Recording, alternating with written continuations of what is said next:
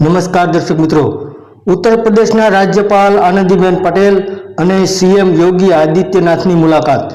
તો ઉત્તર પ્રદેશમાં બુધવારે સપા અને ભાજપની બયાનબાજી વચ્ચે સીએમ યોગી આદિત્યનાથે રાજ્યપાલ આનંદીબેન પટેલ સાથે મુલાકાત કરી હતી। તો ઉત્તર પ્રદેશમાં લોકસભા ચૂંટણીમાં ભારતીય જનતા પાર્ટીને કારમી હારનો સામનો કરવો પડ્યો હતો। ત્યારબાદ ચૂંટણીમાં પાર્ટીના ખરાબ પ્રદર્શન બાદ રાજ્યમાં ભાજપ સંગઠન અને સરકાર વચ્ચે બધું બરાબર નથી ચાલી રહ્યું એવી હાલમાં જોરદાર ચર્ચા ચાલી રહી છે। તો આ ચર્ચાઓ વચ્ચે યુપીના ડેપ્યુટી સીએમ કેશવ પ્રસાદ મૌર્ય અને પ્રદેશ અધ્યક્ષ ભૂપેન્દ્ર ચૌધરી સોમવારે દિલ્હી પહોંચ્યા હતા અને એવું કહેવામાં આવી રહ્યું હતું કે બંને નેતાઓએ ભાજપના રાષ્ટ્રીય અધ્યક્ષ જેપી નડ્ડાએ બોલાવ્યા હતા। આ દરમિયાન લખનૌથી દિલ્હી સુધી બીજેપી નેતાઓની બેઠકો ચાલી રહી હતી। આ બધાની વચ્ચે વિપક્ષ ભાજપ પર આકરા પ્રહારો કરી રહ્યા હતા।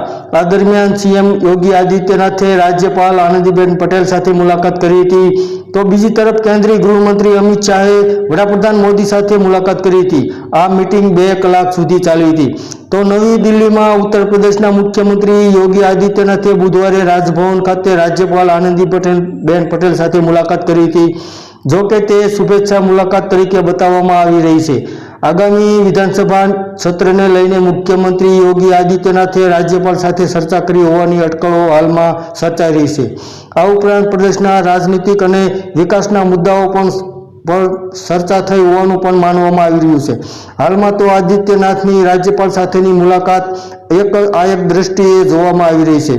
તો આ એક શુભેચ્છા મુલાકાત હોવાનું કહેવામાં આવી રહ્યું છે।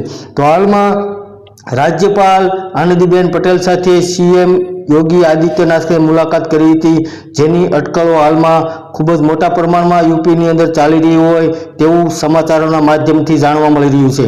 ધન્યવાદ દર્શક મિત્રો।